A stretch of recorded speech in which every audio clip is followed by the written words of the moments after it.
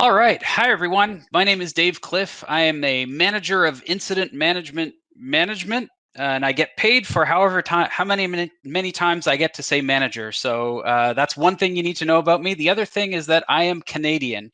So if it comes out and about ever during the session, you will know why. So I'm excited to be with you today. Let's get started. All right, so today we are going to be talking about managing and learning from incidents using AWS, and we're going to focus our attention on a new launch that we made recently called AWS Systems Manager Incident Manager. And in this whole area, one of the things that I love talking about the most is, of course, uptime or downtime, as this particular quote calls out from Chris Lambert. It says, downtime is not an option for us. We've been able to depend on AWS to provide the level of reliability and availability our users have come to expect from Lyft. And I love this quote. I love this quote because it calls out a couple of things. One, downtime is not an option. And it turns out that what Chris really means is that there's kind of two types of downtime, right? There's planned downtime, and in today's world of always on services, our customers accessing our services at any time of day, kind of worldwide. Planned downtime is really starting to become a thing of the past, which is kind of neat. But it turns out that unplanned downtime, or incidents, is really where we want to spend our attention in this session today. So we're going to talk about unplanned downtime. We're going to talk about specifically incidents. But I really do want to introduce Incident Manager from AWS Systems Manager, because that's where we're gonna focus a lot of our attention, a lot of focus around specifically preparing for incident response, how you can use automation as part of that in order to more effectively manage and learn from incidents. And then also, again, focusing on specifically learning from incidents. Because these areas are really the areas that we've seen internally that we've been most successful with in terms of implementing our own operational programs and helping teams to more effectively deal with unplanned downtime or incidents. So before we get into all of that, I want to level set, and I want to step back and talk about what we think of as the uptime flywheel. Now, the uptime flywheel at AWS, in terms of what we think of it, is this is a really simplistic picture. And we talk about flywheels a lot at AWS because they are specifically important in terms of how you can orient around a particular objective. In this case, you want shorter incidents. You want to be able to respond faster to incidents when they occur. You want to detect them earlier. You want to be able to mitigate the impact quicker for customers. And ultimately, you probably even want to prevent some incidents from occurring. And there are a number of ways that you can do that. But again, this is a really basic incident response lifecycle around detection, response, recovery, learning, and improving. And in fact, we'll even break down respond a little bit later into a couple of different phases around triage, diagnosis, and remediation or mitigation. But this is kind of the basis for which we think about how do we make this flywheel move even faster? Because the more we can kind of improve that feedback loop, the more we can shorten incidents for ourselves and for our customers ultimately. And so one of the ways that we can actually push this flywheel even faster is we can more effectively prepare. So we can prepare, and that'll apply to both our ability to detect incidents more effectively. So we can prepare by having better alarms in place, such that we're actually responding to kind of precursors to incidents. We can prepare by also improving the way that we respond, by actually focusing in specifically on, who am I paging? Can I make sure that I'm actually paging the right person first, to kind of activate and understand what's going on? And within AWS, if you know anything about the way that we operate, we really embrace this idea of decoupling and empowering individual, what we call two pizza teams. And two pizza teams are really oriented around a particular customer promise, a particular outcome, and really kind of broken down organizationally into a team of roughly the size that could be fed by two pizzas. And that's kind of the whole premise of the idea. It's started really kind of 20 plus years ago when AWS kind of formed, or when Amazon, excuse me, formed kind of its engineering teams and really started to build out that product. That this was a great working model for how to think about and break down kind of a customer outcome. And it turns out that these two pizza teams are really, really motivated for preparation. They're really motivated to, when you own a customer outcome like that, kind of top to bottom. So everything from the promise to the customer, the experience that the customer has in that, that particular area of functionality, the application code that's necessary to make that possible, the infrastructure that's underlying that as well, and all the operational components around that. If your team is responsible for that, kind of from what they call soup to nuts, then ultimately that you're going to be motivated to prepare most effectively and hopefully shorten incidents, because you're closest to the metal there.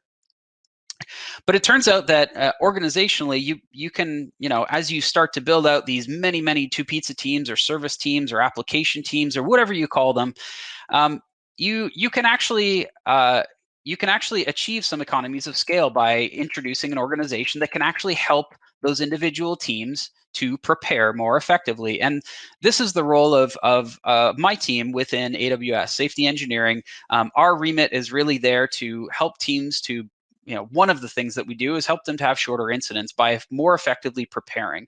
And so we can put in place tools and processes to help them, like operational readiness review, our weekly ops metrics meeting, where we're reviewing those things regularly. We can provide tools for more effective incident management, more effective problem management, and all of these processes kind of feed together. And so we want to support the organization in order to help them to ultimately, each of those individual two pizza teams, to shorten incidents on their services that they own. And so we think about uptime and preparation in a couple of ways. We want teams to be able to go beyond just detection, because that's a great place to start, right?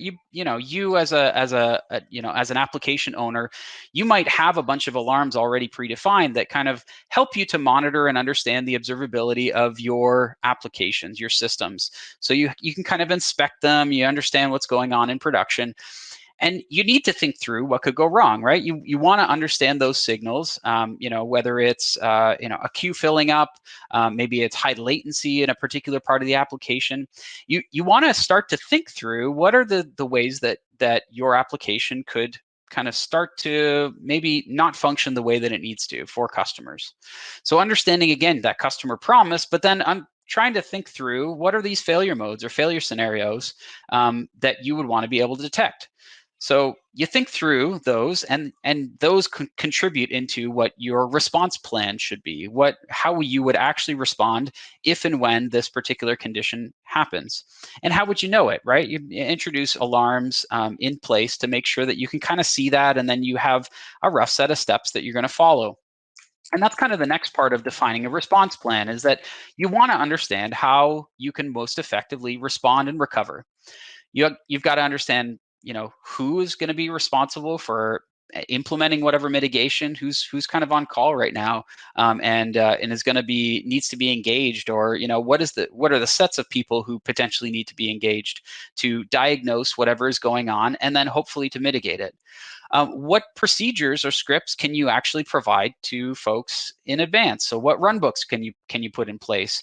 Are there just kind of a concrete set of steps? Maybe it's look at this dashboard. If you see red all over the place, then maybe you need to go over and call this person because because they own parts of the database and they can actually help you, or they own a particular dependency. So you want to know those in advance, and you want to certainly have those automation scripts and procedures available to you, and kind of so that you can actually use them and respond faster. And then ultimately, you also need to identify where can we collaborate.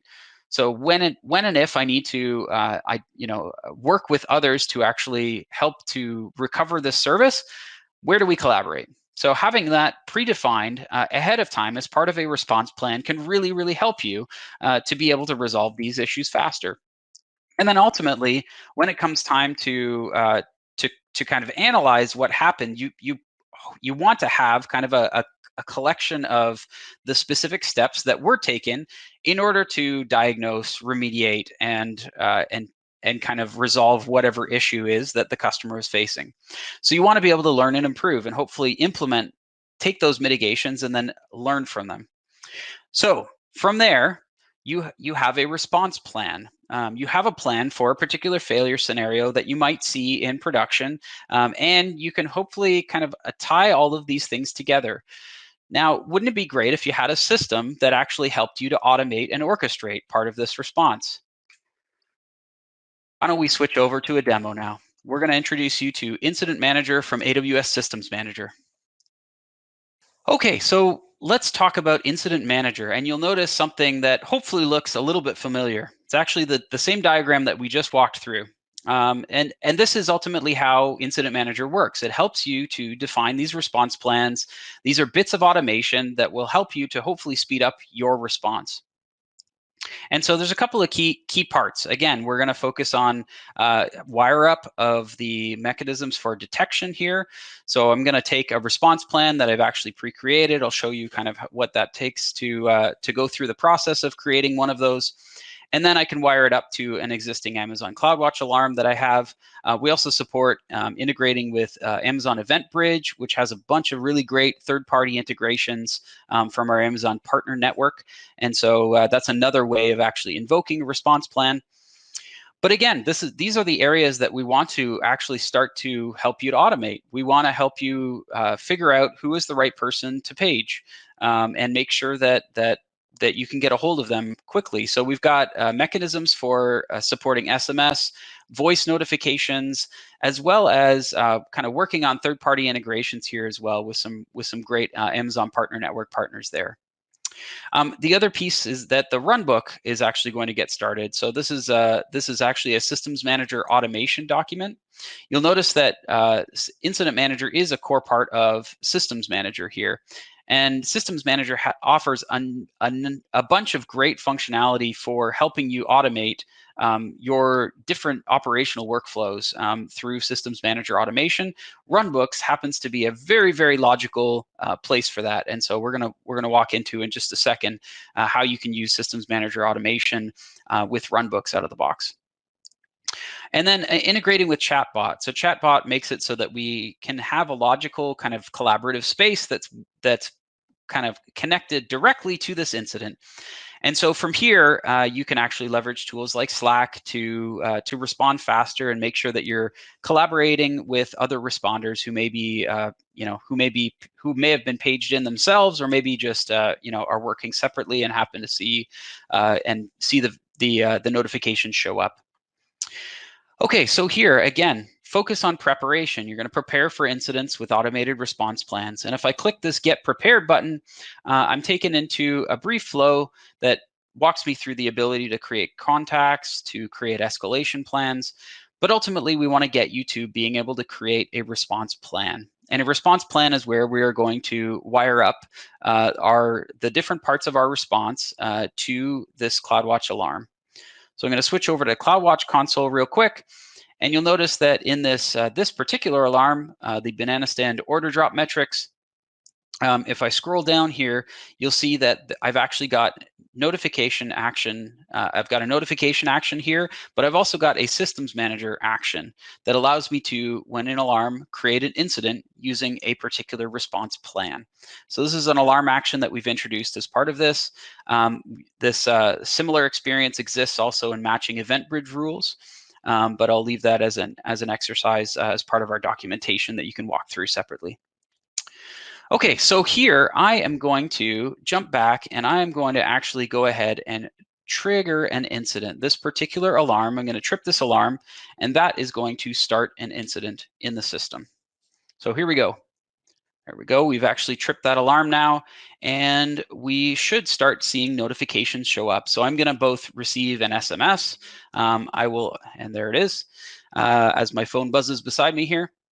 I should also receive a phone call just shortly that I will hopefully give you a sense of what shows up there. But I've also received a a message into the Slack channel. And so you'll see here that I've got this CloudWatch alarm that has tripped. It shows me the kind of metric graph of the particular metric and alarm. And it also has this incident manager incident started notification with a link to the particular console. So I'm going to grab that link. I'm going to jump back over here, and we are going to take a look at what's going on with this incident. Okay, so I'm opening up the Systems Manager, Incident Manager dashboard here, and this is an incident dashboard that is going to track the life cycle of the kind of lifetime of this incident through hopefully a very quick mitigation. So a couple of things that I can show you here. So the first is that the summary kind of you have a bunch of information that can be passed in directly from the response plan, kind of a pre-canned template maybe of updates that you would expect the on-call engineer to potentially go off and kind of update, whether that's specific actions that are being taken, or as well as information that comes in from the particular alarm that tripped. But my first step, more than likely, in showing up on in this particular console is actually I'm going to jump over to metrics. Because in the metrics console, one of the things that we can show you is we can actually show you kind of a live view of the specific metrics that tripped the alarm in this particular case. So this is loading the banana stand order drop metrics. You can see that this is actually, instead of being a snapshot, this is actually a live graph that I can start to interact with. In fact, because this is a kind of a live embedded CloudWatch dashboard, I actually even have the ability of adding in additional metrics if I so choose. So I can actually go ahead and add additional metrics in here. I can show a number of different metrics that will hopefully help me to narrow down exactly what's going on. And one thing I'll call out is that the intention of the metrics tab here is really not to kind of necessarily optimize your troubleshooting. So the idea is not to have 50 metrics in this particular tab. Really what you want to start tracking, because this is ultimately what you're doing, is you're tracking specific metrics that are key metrics relevant to either your customer experience that is potentially hindered right now, or that are relevant to specific resources that maybe need to ultimately recover. And so this is where, again, these metrics are the ones that you want to watch for when you implement a mitigation, that you will actually see recovery. And these metrics will become very relevant as we transition to post-incident analysis later. Okay, let's jump over to contacts real quick. So contacts, you can see I've got some information about the fact that I was paged in here. And if I so choose, I can go ahead and engage others. I can, pull in somebody from the platform escalation team, potentially. I can grab, additional folks here and kind of page them into the incident as well. And they will get kind of similar to what I received. They will get kind of a link to this particular console, this incident dashboard within the AWS console. Now, I should also mention that this incident can actually be shared kind of cross account. So really, for you managing incidents, more than likely you're working across a number of AWS accounts. That's certainly a best practice that we encourage.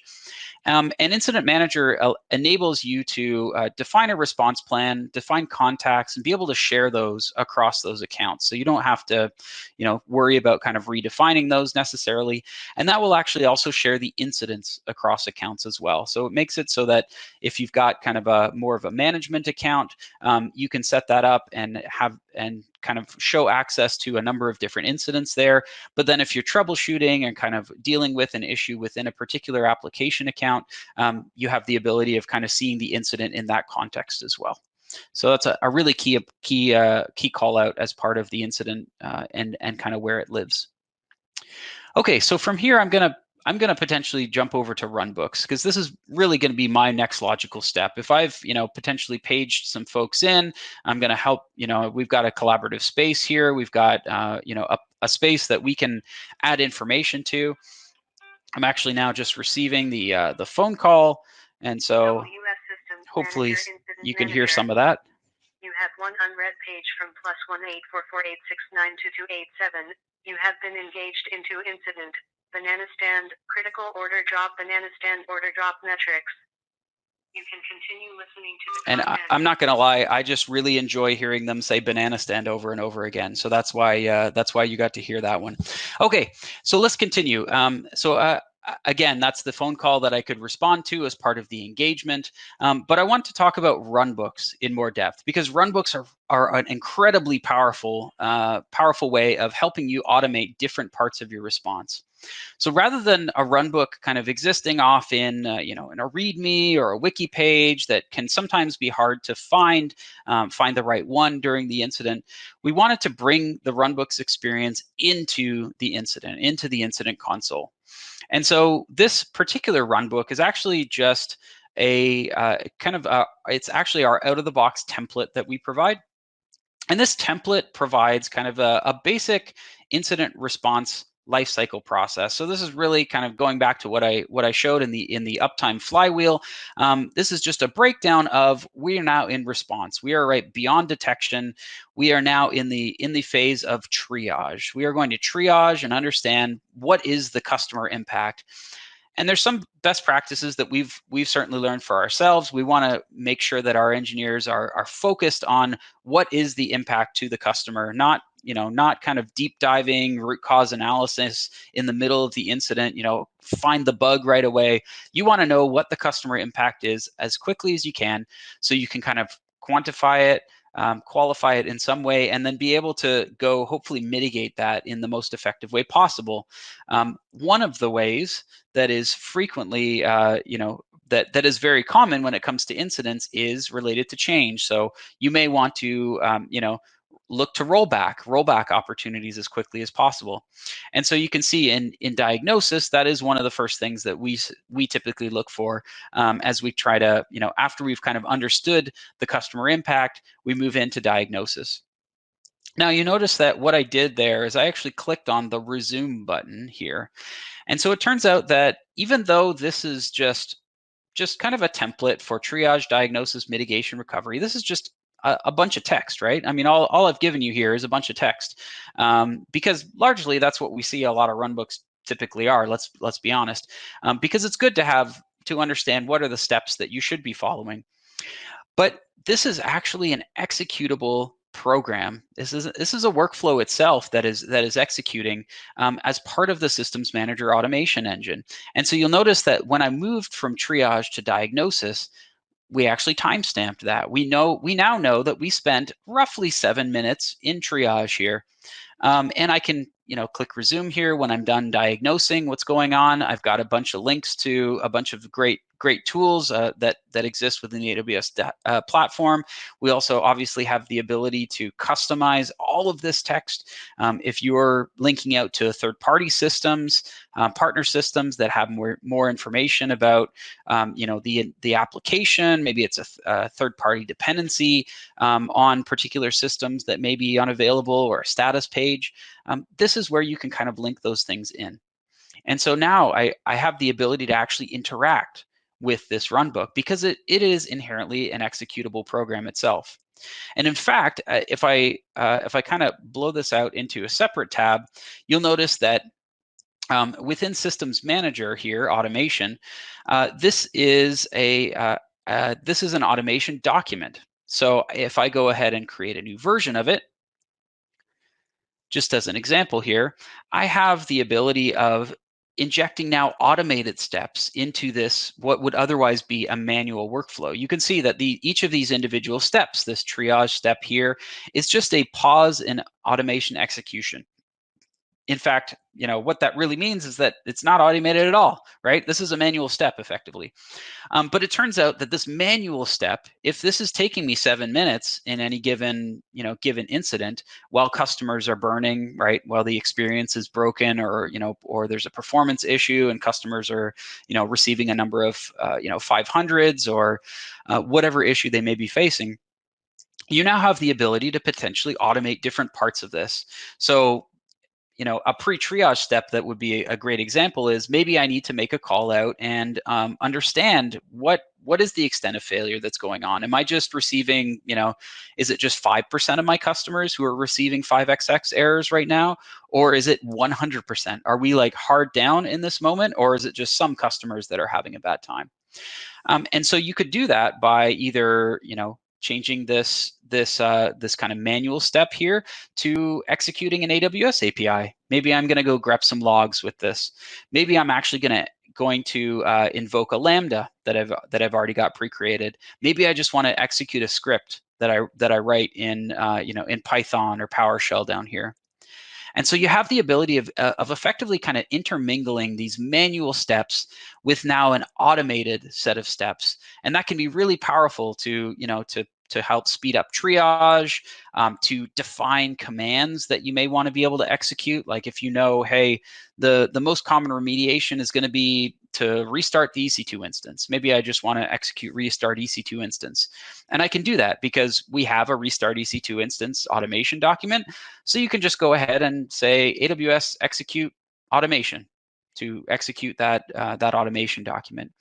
And again, this provides the power of what we call gradual automation, or I should say not what we call, but what certainly is known in the industry as gradual automation. And this is a really, really powerful concept because you don't have to have a fully automated runbook to get started, right? You can have a set of manual steps that you've thought about. What is the order of operations with respect to triage, diagnosis, mitigation, and how am I going to know for this particular type of failure?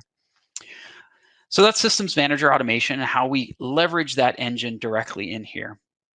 And from here, again, you have the ability of kind of moving through, and hopefully at some point down the road, you get to the point of being able to mitigate whatever customer impact is going on here. And one of the things that we're doing as part of the incident dashboard here is actually recording in the timeline what different actions are being taken. So this is both a combination of runbook steps that you can see. It could be metrics or related items that have been added to kind of showcase what interesting facts that we've learned as we've investigated. It could be, manual things that we've discovered. Maybe I realized that actually, 10 minutes ago, there was actually a bad deploy.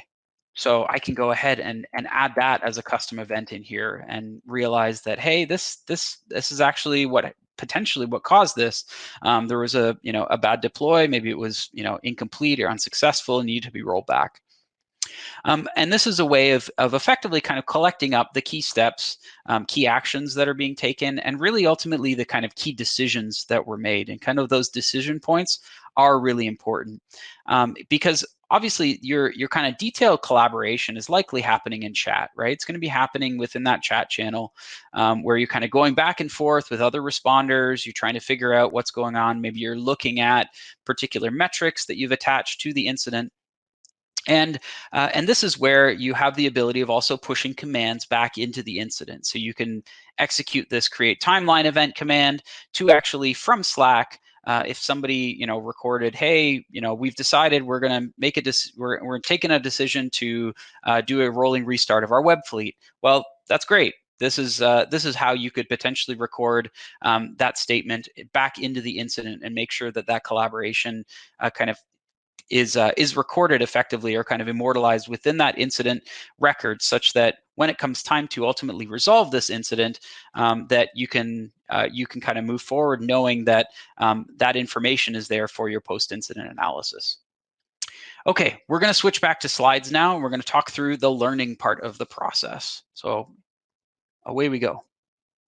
All right, so let's continue and talk about now why good intentions never work. You need good mechanisms to make anything happen. And this is a quote from our now former CEO, Jeff Bezos.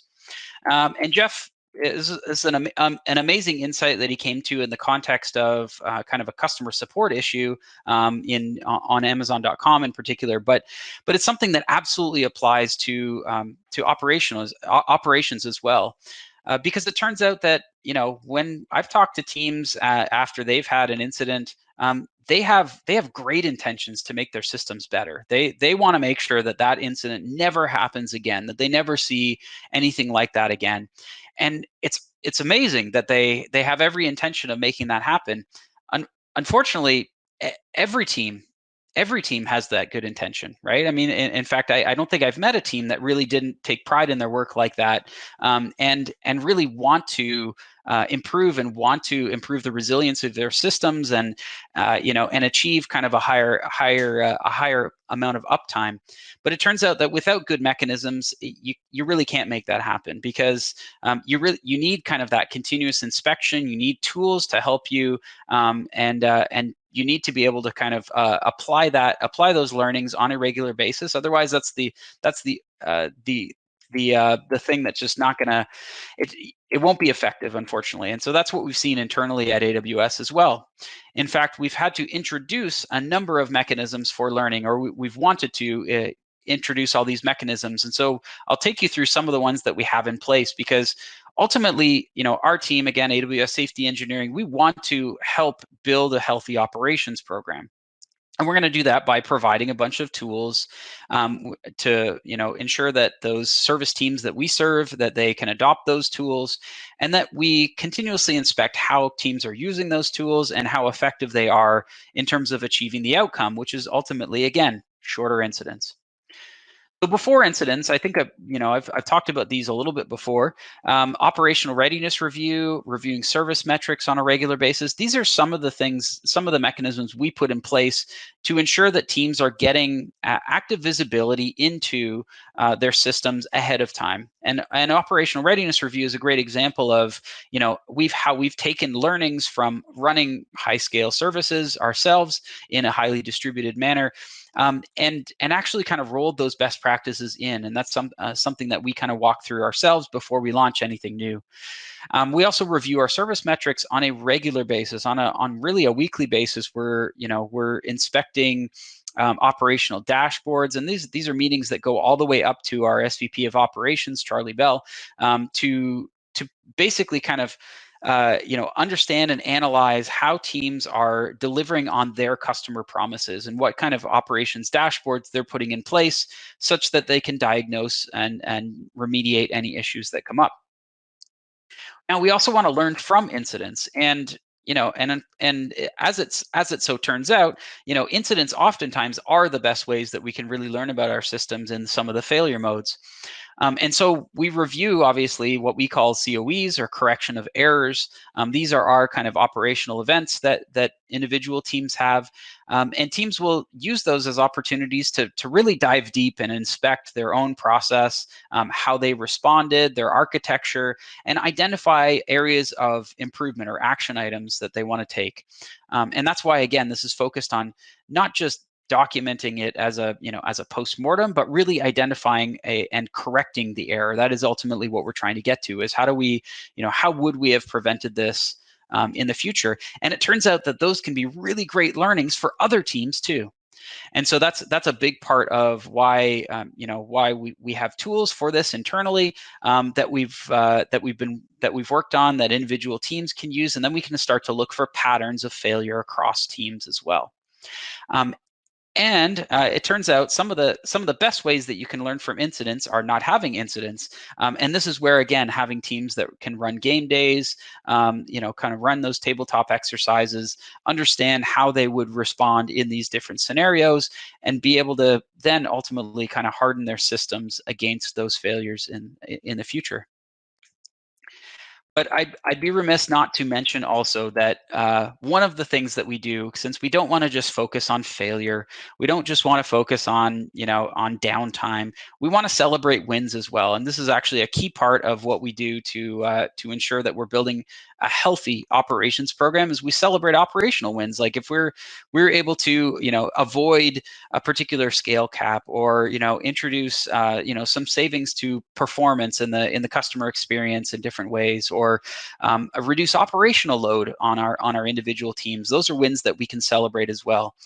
And the benefit of celebrating these and sharing these wins organizationally in these large kind of metrics review meetings is that we can actually kind of influence the operational culture within our organization, and ensure that everybody is kind of taking in some of these learnings from different teams and being able to then apply them to their own applications and even future applications that go through the operational readiness review process. So these are some of the things that we do. I want to jump over and demo now how we've actually taken some of those that kind of post-incident analysis functionality and rolled it into Incident Manager so that you can build mechanisms yourself. So let's jump over and look at a demo right now. Okay, so I'm back in the incident dashboard here, and one of the things that when it comes time to ultimately resolve this incident, which again hopefully went well. Hopefully this is not 3 a.m. in the morning. If it is, then absolutely don't go back to sleep and make sure that you come back in the morning to create this analysis. But one of the things you're prompted to do after you've resolved the incident is to go ahead and create an analysis. And we've actually shipped part of our COE templates, or a correction of errors template, in something we call post-incident analysis. And these are the same set of questions that we are actually asking ourselves internally, and that we've been using to really just inspect what happened during a particular incident. And we unpack kind of the different areas of detection, diagnosis, mitigation, and ultimately prevention as well. And so you'll notice that one of the things that we've done as part of this experience here, you're within, again, the AWS console, is that we've made it easy to kind of document some of the high level information, but we actually bring over the timeline and the metrics from the particular incident. And you'll notice that the timeline is now kind of fully editable. You can go back through, you can summarize different sections of it. You can actually even annotate individual graphs here. So instead of being live metric graphs, now we've actually taken kind of a time series snapshot of this information. And then I can go ahead and annotate these individual graphs if I so choose, if that helps me to kind of tell the what we call the data-driven narrative of what happened during this incident. And that's a great starting place. But ultimately, what we want to get you to as part of this post-incident analysis process is to think through and answer some of the questions that we have, that you maybe want to ask yourself about what happened here. And these will be around, as I mentioned, detection, diagnosis, mitigation, and prevention. Now, for prevention, we use a 5 whys based approach internally. There's lots of different approaches for this. In fact, this template is actually customizable. So if you have a particular set of questions that you ask that are appropriate, especially within your organization, you can add those. Now, if I go ahead and answer one of these questions, like maybe during diagnosis, we actually need to improve the steps in my response plan. And if I go ahead and click save on that, this kind of thought exercise and this kind of identification of items actually get dropped over as recommendations in this list here. So I've got now recommended action items that I can take. And these recommendations, I can either accept or dismiss them. If I accept them, they actually will get filed as Systems Manager Ops items. And these ops items will show up in Systems Manager Ops Center over here. And this can kind of provide the basis for more of an set of operational action items or tasks that you may want to take, as time permits. And some will be higher priority than others. But the ability of integrating into Systems Manager Ops Center also gives us the ability of reflecting these into Jira or ServiceNow. So these can actually become tickets in either of those systems if that's what you're using to organize the different pieces of work that you're doing, or to kind of continue your problem management process. And so with that, we really, our goal was to help you to create these operational mechanisms where now you can start to view, kind of roll-ups of who has action items that are still outstanding from an incident that happened. We have particular SLAs that we enforce internally ourselves for some of these different action items.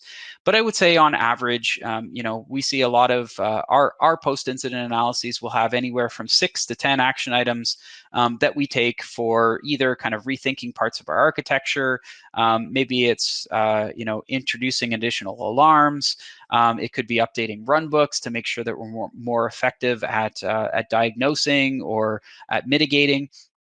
And again, this is all meant as a guide to help you ultimately reduce downtime. All right, let's switch back. So we've talked through post-incident analysis using Incident Manager, and I really want to take this opportunity to wrap up, since I think we've covered a lot of ground today, and I'm hopeful that this was relevant and useful for you. But a couple of key takeaways that I'll call out, and these are points that I've definitely emphasized as we've gone through. The first is invest in preparation. Again, we see so many customers that, and individual teams kind of before some of our operational readiness review and processes existed, that they would define alarms, but they wouldn't go beyond that. Like, you're defining an alarm to, to notify you of some key condition with your application, whether that's, customers having a bad time with it, or, something being unavailable. But you need your preparation to go beyond that. You need to be able to kind of introduce automation into your preparation. And so, we've built some tools to help you do that. But really, ultimately, even if you don't use our tools, we certainly want you to be effective in helping to automate parts of your response. So definitely encourage you to invest in preparation. The second is that you want to close the feedback loop. You want to take advantage of those opportunities that you get. And I know that incidents oftentimes, because they're unplanned downtime, you have probably a whole lot of other things on your plate. Is my guess. You're probably very, very busy, managing, operating, building new functionality into your application. And sometimes incidents are very much an annoyance, from what we've seen. And it does really, legitimately require you to maintain a bit of an agile roadmap, to ensure that you can kind of pivot when these unplanned downtime or incidents kind of occur. That you need to be able to to obviously kind of mitigate that impact, but you need to take that opportunity to somehow kind of learn and improve the system that you've got, and that will ultimately save you time in the long run. And so that's a big part of making sure that you can spend that dedicated time to identify those learnings, and then you prioritize them as needed back into your backlog. And then the third is just to, again, build good operational mechanisms. We want to help you to go beyond good intentions about just wanting to get better and wanting higher availability of your applications. And so we've introduced some tools here that we hope that you can adopt and turn into mechanisms for yourself. But ultimately, we would love to hear from you. So please reach out. I have provided a bunch of material here that is kind of follow-up on both Incident Manager specifically, some sessions that we've done in the past, and actually that first session I'll call out is actually really just a deep dive on how we operate within AWS, more details about some of our internal process and how it works from reInvent last year. But there's some really great resources here, so I would encourage you to take a look at those. And with that, I would love to hear any questions that you've got. So again, I am Canadian, so Q&A is appropriate in this particular case, and I would love to hear from you. Please let me know.